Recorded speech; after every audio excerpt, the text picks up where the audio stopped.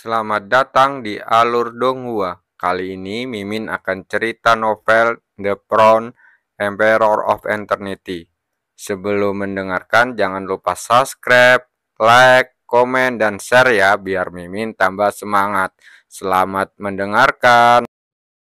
Melanjutkan episode sebelumnya, seluruh dunia terdiam, dan banyak sekali orang yang menatap langit dengan takjub, di mana sesosok pemuda berdiri di udara.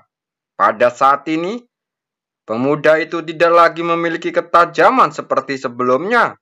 Semua kekuatan diserap ke dalam tubuhnya dan tidak tampak seperti orang biasa.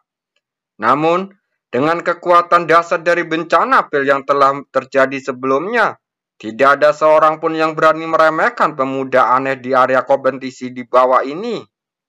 Itu adalah 7 bencana, Guntur. Seseorang menelan ludah dan berkata dengan wajah ngeri. Pria muda yang tampak berusia awal 20-an ini tidak hanya berhasil memicu kesengsaraan pil yang mengerikan, tetapi juga menggunakan cara yang ganas untuk menghancurkan 7 bencana Guntur pil menjadi berkeping-keping. Sialan, bagaimana mungkin orang ini tidak mati? Wajah Yao Ming tampak sangat muram. Begitu penguasa kota Guling mengumumkan hasilnya, dia tidak akan mempunyai kesempatan untuk mendapatkan tempat di konferensi alkimia. Ini benar-benar salahku karena pandanganku yang lemah. Wali kota Guling menghela nafas. Dia bukanlah orang yang berpikiran sempit dan tidak akan mengingkari segala hal yang ada di hadapannya, hanya demi apa yang disebut harga diri. Tuanku, bisakah Anda mengumumkan hasilnya? Cuk Guangseng berkata lagi sambil tersenyum tipis. Mendengar ini, penguasa kota Guling menatapnya dalam-dalam dan hendak mengumumkan hasilnya. Tunggu, sebuah suara tiba-tiba terdengar, menyebabkan suasana di tempat menjadi padat lagi. Wajah penguasa kota Guling menjadi gelap. Dia melihat ke arah sumber suara dan berkata dengan nada agak dingin. Tuan Yogu, apa Anda keberatan? Seorang lelaki tua melangkah keluar dari kerumunan. Dia menghadapi diam-diam mengerang kesakitan saat menatap tajam itu. Akan tetapi demi kota konversi alkimia Lembah Yoling, mereka tidak punya pilihan selain melanjutkannya. Tuanku, asal-usul orang ini tidak diketahui. Jika kita menyatakan dia sebagai juara kompetisi, itu mungkin agak tidak masuk akal. Orang tua itu berkata dengan suara yang dalam. Penguasa kota Guling meliriknya dan berkata dengan tenang. Tidak ada batasan identitas di area kompetisi ini. Siapapun dapat berpartisipasi dalam kompetisi untuk merebutkan tempat di konferensi alkimia. Bagaimana mungkin ada pepatah yang tidak diketahui asal-usulnya? Wajah lelaki tua itu berkedut. Dia menggertakkan gigi dan berkata, bagaimana kalau dia bukan dari benua dan Huo? Mendengar ini, penguasa kota Guling tercengang, lalu matanya menyapu ke arah Cuk Guangseng dengan sedikit pemikiran di dalam hatinya. Melihat penampilannya, lelaki tua itu langsung gembira dan berkata dengan tergesa-gesa, mereka yang bukan dari ras kita pasti punya hati yang berbeda. Jika tempat pertama dalam kompetisi jatuh pada orang luar, itu mungkin menimbulkan kontroversi. Mohon pertimbangkan dengan sesama, tuanku. Begitu kata-kata ini keluar, suasana di tempat tiba-tiba menjadi aneh. Dan banyak orang menatap Cuk Guangseng, tatapan mereka berubah. Setelah Master Lembah Pengobatan mengingatkan, mereka memang menemukan bahwa fluktuasi aura yang dimilikinya agak berbeda daripada kultivator dari benua dan Huo mereka. Sementara, semua orang berpikir secara berbeda. Cuk Guangseng yang telah menonton dengan dingin, tiba-tiba melangkah maju dan berkata kepada Tuan Kota Guling, Tuan Kota, jangan khawatir. Aku bukan dari benua dan Huo, aku bahkan bukan dari tanah terlantar. Orang ini berasal dari wilayah 10 negeri.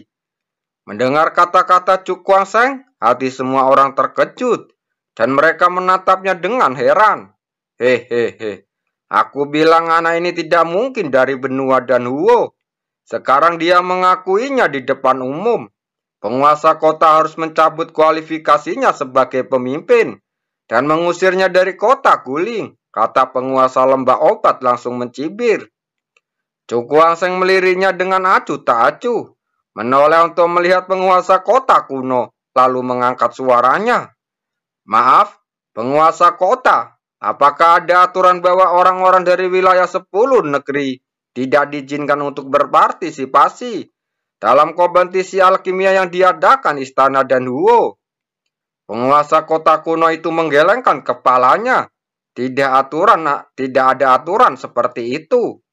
Semua orang, dari manapun mereka berasal, dapat berpartisipasi dalam kompetisi alkimia. Mendengar ini, Cukuangseng melangkah maju, lalu menatap penguasa kota kuno dengan mata membara.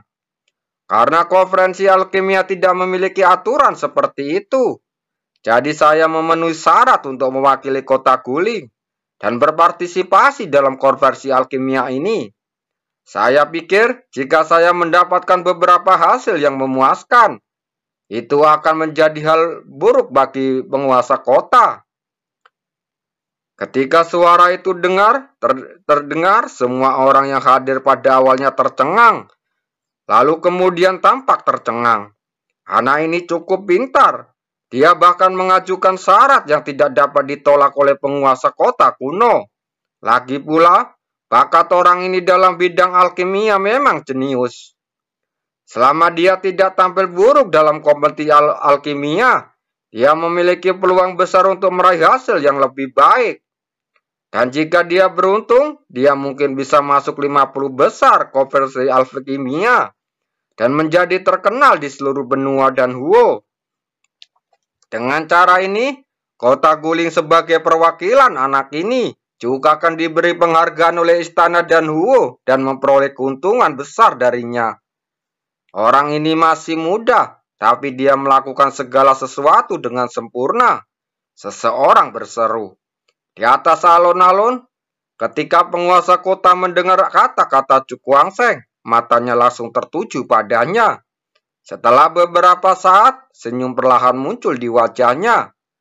Melihat senyumnya ini, hati Master Lembah Obat tiba-tiba tenggelam, dan dia diam-diam berpikir bahwa situasinya tidak baik. Sepertinya penguasa kota kuno sudah membuat keputusan, kata Cukuangseng sambil tersenyum tipis. Aku tidak tahu siapa nama adik ini, tanya penguasa kota kuno itu sambil tersenyum. Cukuangseng, kata Cukuangseng pelan. Hahaha. Ternyata itu adik Cukuangseng.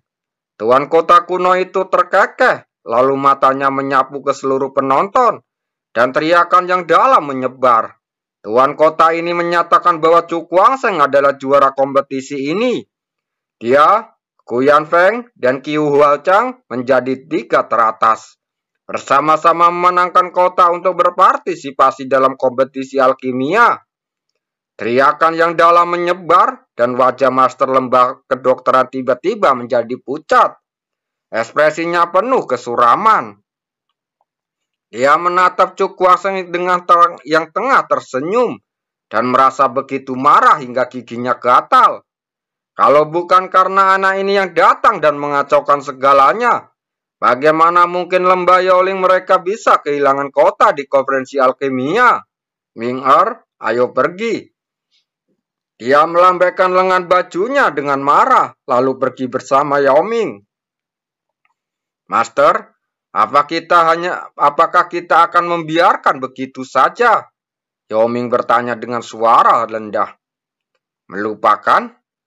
Tuan Lembah Obat memasang ekspresi dingin di wajahnya dan berkata dengan marah.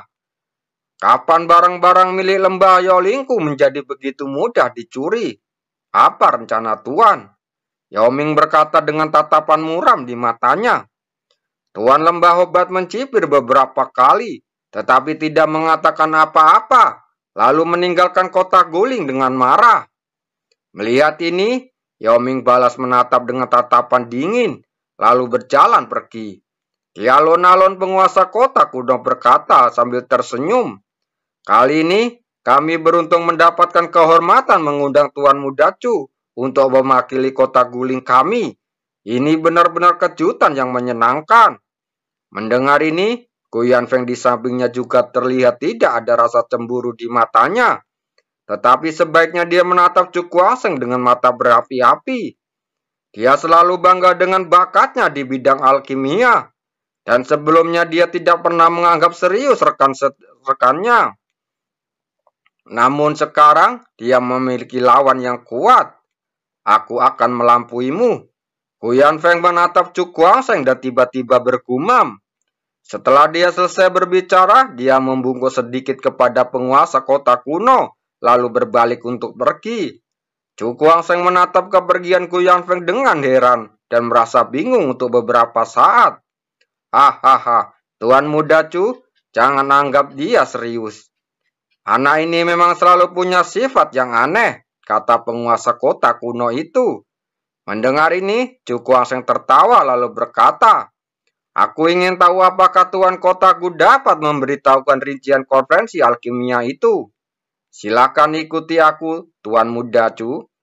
Tuan Kotaku berkata sambil tersenyum, lalu berbalik dan berjalan menuju halaman aula utama belakang. Ayo pergi. Chu Guangsheng mengangkat dagunya ke arah Liu Fei dan berjalan menuju aula. Tuan Kota, bisakah Anda memberitahu saya sekarang? Kata Chu Guangsheng pelan. Penguasa kota kuno itu mengangguk dan berkata, meskipun ada hadiah besar bagi mereka yang masuk 100 besar, hadiah ini masih jauh dari peringkat 10 teratas. Mendengar ini, tidak ada banyak kejutan di mata Chu Guangsheng. Karena dia tahu dengan jelas bahwa konferensi alkimia ini telah mengumpulkan para alkemis terkemuka dari benua Danhuo dan ratusan benua di sekitarnya. Untuk dapat masuk ke dalam 10 besar dalam keadaan seperti itu, orang dapat membayangkan betapa luar biasanya dia. Hadiah yang diberikan kepada semua orang alkemis hebat tentu saja sangat berlimpah hingga tak terbayangkan. Tuan Muda Chu, tahukah Anda dari 10 hadiah teratas? Hadiah mana yang paling menarik bagi para alkemis? Tanya penguasa kota kuno itu sambil tersenyum. Chu Guangsheng menggelengkan kepalanya dan berkata sambil tersenyum. Saya baru di tempat Anda. Bagaimana saya bisa tahu semua ini? Tuan kota kuno itu tersenyum misterius dan berkata, apakah Anda pernah mendengar tentang bunga hantu, teman kecil Chu? Bunga hantu? Mata Chu Guangsheng langsung bersinar. Dia menatap penguasa kota kuno itu dengan kaget. Mungkin di antara hadiah untuk 10 teratas dalam kompetisi alkimia ini adalah harta langka seperti bunga hantu. Penguasa kota kuno itu meliriknya dan berkata. Lalu dia mengangguk. Ya, memang ada benda aneh yang disebut bunga hantu di antara hadiah untuk 10 besar dalam kompetisi alkimia ini. Setelah memastikan hal ini, Chu Guangsheng tidak dapat menahan diri untuk tidak menarik nafas dalam-dalam. Ekspresi terkejut muncul di wajahnya. Bunga hantu ini konon katanya berasal dari suatu tempat benua hantu. Terlebih lagi, bahkan di benua hantu, bunga hantu merupakan harta yang sangat berharga karena hanya tumbuh puluhan ribu mil di bawah tanah. Tidak hanya itu, bahkan jika semua kondisi keras untuk pertumbuhan bunga hantu terpenuhi, setelah ribuan tahun paling banyak hanya 3 bunga hantu yang dapat lahir dari satu tempat. Ini layak disebut istana Danhuo. Tindakan yang sangat murah ini sungguh menakjubkan, seru Chu Guangsheng pelan. Sepertinya Tuan Muda Chu sudah tahu banyak tentang bunga hantu. Melihat ekspresi terkejutnya, penguasa kota kuno itu tidak dapat menahan diri untuk tidak berkata, aku hanya tahu sedikit. Chu Guangsheng tersenyum, matanya menunjukkan ekspresi berapi-api. Bunga hantu ini tidak memiliki banyak kegunaan, tetapi satu saja sudah cukup untuk menarik banyak alkemis untuk membelinya. Karena dapat meningkatkan peluang seorang alkemis tingkat keempat untuk maju ke alam tingkat kelima. Seorang alkemis kelas 5 setara dengan praktisi kuat di ranah yin yang. Seperti kita ketahui, ketika kekuatan spiritual meningkat ke tingkat kelima, seorang perlu melalui kesengsaraan surgawi yang disebut kesengsaraan spiritual. Kesengsaraan semacam ini adalah situasi hidup dan mati. Sekali gagal, seluruh kesadarannya dan kekuatan mental orang tersebut berusaha mengatasi kesengsaraan akan hancur, dan ia akan segera menjadi mayat hidup. Dalam kasus ini, nilai bunga hantu terungkap dari peluangnya untuk meningkatkan kemajuan ke tingkat kelima. Bagaimana dengan juara konversi alkimia? Chu Guangsheng menahan gejolak di hatinya, lalu bertanya perlahan. Meskipun bunga hantu ini berharga, khasiatnya masih jauh dari yang diharapkan. Apa yang paling dia butuhkan saat ini adalah meningkatkan kekuatan mentalnya ke puncak level keempat sesegera mungkin. Kamu cukup ambisius, kata penguasa kota kuno itu sambil tersenyum, dan di wajahnya berangsur-angsur menjadi serius. Jika seseorang dapat memenangkan kompetisi alkimia, dia tidak hanya akan mendapatkan bunga hantu, tetapi juga mendapatkan kesempatan untuk memasuki menara roh untuk berlatih. Menara roh? Chu Guangsheng menunjukkan ekspresi bingung di wajahnya. Dia tidak mengenal benda ini dan belum pernah mendengarnya. Sekalipun dia pernah ke tanah telantar di kehidupan sebelumnya, mustahil baginya untuk mengetahui segala hal di sana. Menara roh ini adalah harta karun langka yang telah dimiliki istana Danhuo dalam 100 tahun terakhir.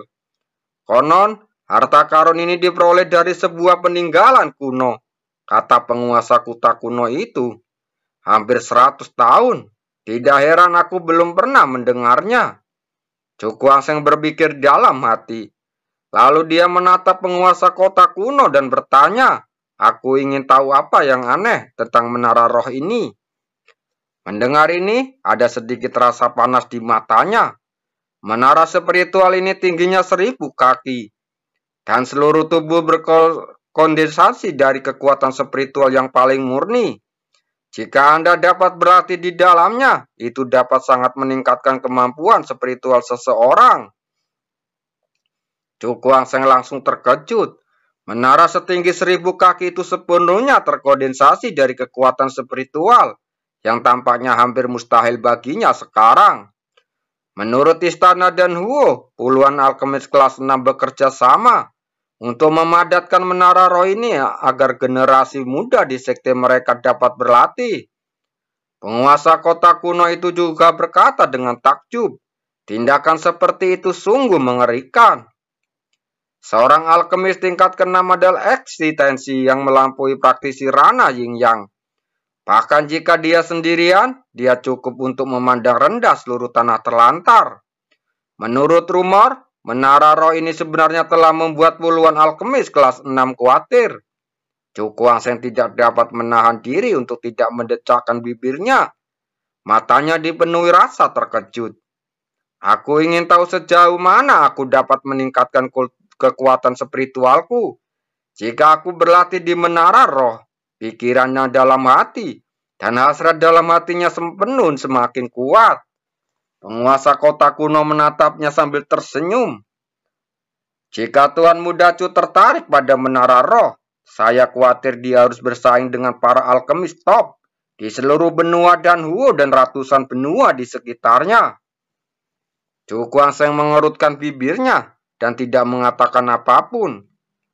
Namun, tatapan matanya yang berapi-api tidak dapat disembunyikan.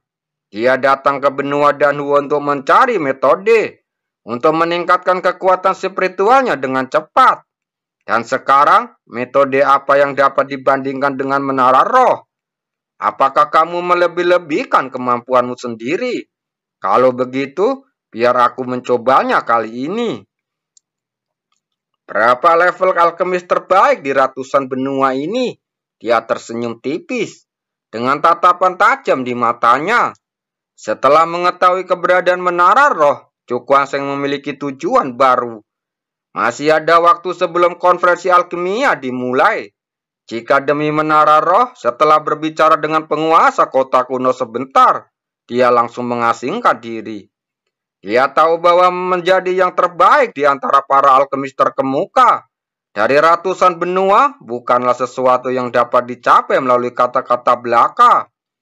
Dia perlu memanfaatkan setiap kesempatan untuk meningkatkan keterampilan alkimia agar memperoleh kesempatan memenangkan kejuaraan kompetisi alkimia. Di dalam ruang pohon kuno terjadi ledakan sesekali, dan Pepel berubah menjadi abu bahkan sebelum terbentuk. Dalam setengah bulan terakhir, demi meningkatkan kemampuan alkimianya, Pel yang disempurnakan Cukuaseng tidak kurang memiliki 7 bencana guntur. Kesulitan dalam memurnikan pel tingkat ini dapat dibayangkan. Bahkan dengan kendalinya atas kekuatan mentalnya, tingkat keberhasilannya tidaklah optimal. Sepertinya bisa memurnikan pel memicu 7 bencana guntur hari itu adalah sedikit keberuntungan. Cukuaseng menatap tanah ungu di depannya yang penuh dengan lubang dan retakan, dan tidak menahan diri untuk tidak gemetar. Kepalanya rasanya tersenyum pahit. Teruslah berlatih. Aku harap dalam 3 bulan ke depan, kemampuan alkimiaku akan meningkat pesat. Dia bergumam, lalu mengabaikan dirinya untuk memurnikan pel lagi. Terima kasih.